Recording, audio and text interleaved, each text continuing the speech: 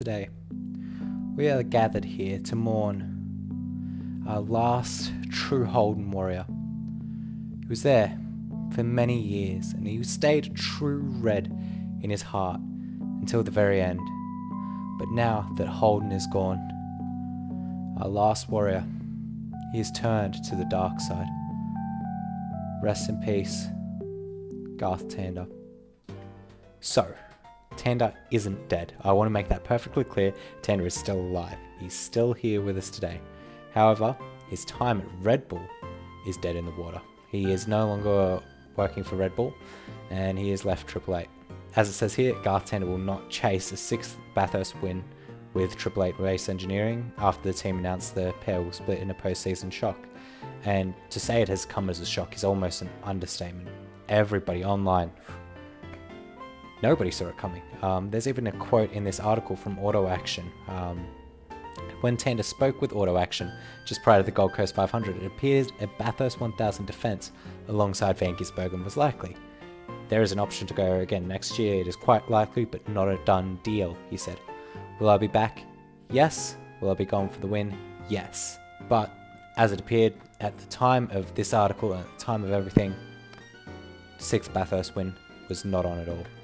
He was no longer working for Triple Eight, no longer working with them, which, yeah, dead in the water. But just hours later, Tander has switched camps.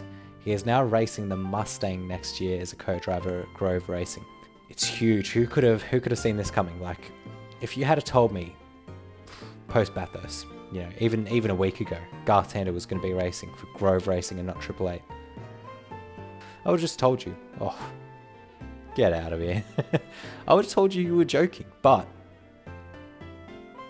being a lifetime Holden driver, having recorded 642 stars and 57 wins in a Commodore, he's now a Ford driver. Now this deal, it's come out of nowhere, but it also hasn't come out of nowhere. There are good reasons. Grove Racing will not only utilise Tander's skills on track, but off it, he will also play a key role in supporting Payne and many other young guns through the Grove Junior team. It's huge. It's huge. He is going to be a mentor. So not only is he a co-driver, he's a mentor, he's a trainee for the team. That's 2 reasons why the moves happened. But a third, a big reason for Garth, the team includes Garth's son, Sebastian, who will join the program out of his SP Tools Australian Kart Championships campaign next year. It's a big personal reason for him, so like, I mean, you can see why he's done it. He's a fantastic driver. I think you can't even discount him. Grove Racing has shown that they're a serious team. They're not here to be a backmarker. They're not here to just get podiums. They want wins. They're chasing the big one with this guy right here. And I mean, even with stealing Couchy, that was big. That's huge. That's commitment. This team isn't going to be one that's going to be, you know, lagging behind. If they get their stuff right, you know, they could be off to a winner in 2023. It's not out of the realm of possibility. But obviously, he's left Triple Eight. That leaves a big gaping hole to be answered. Who will be Shane Van Gisbergen's co-driver for next year?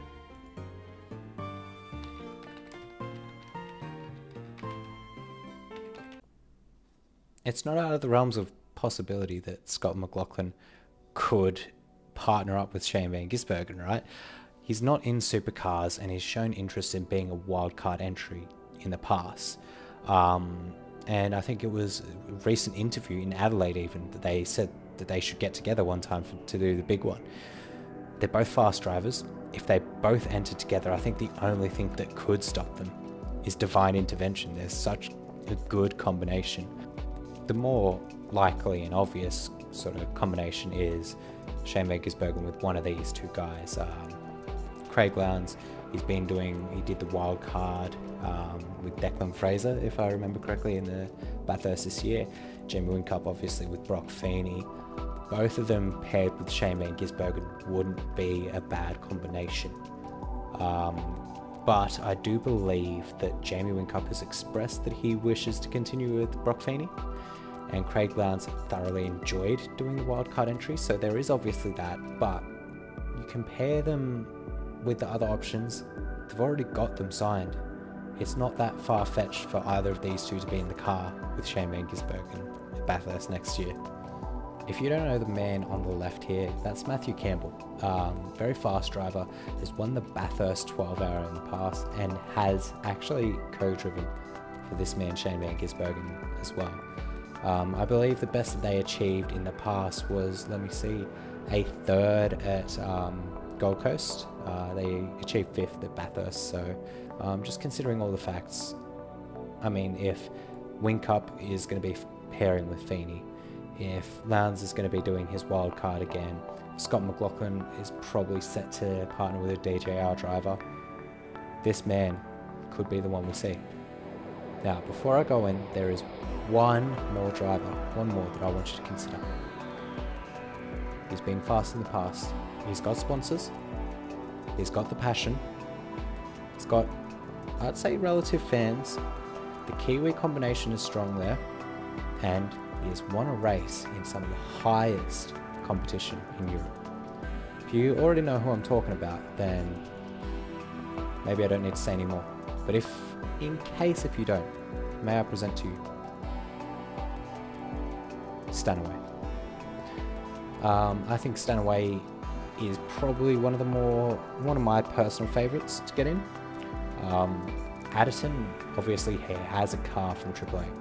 He has a car and he can't run it. He doesn't have the RAC, but he is planning on doing wildcard entries with this man right here, Stanaway. No, this man right here, Stanaway. I'd say it's not without the realms of possibility, and Pete Adderton has said that if he can't get those wildcards going, Stanaway to AAA seems likely. Anyway, I just wanted to give an update and throw in my opinions on the matter, so if you enjoyed this video, please leave a like, a comment, and perhaps even consider subscribing. Let me know your thoughts on this move, especially how well you reckon he'll do next year at Grove Racing. I'm a fan of Garth Tander, so I'm personally excited, but I'm also a fan of Holdens, so I'm slightly betrayed, but it's whatever. Anyway, thank you all for watching, and I'll catch you guys next time.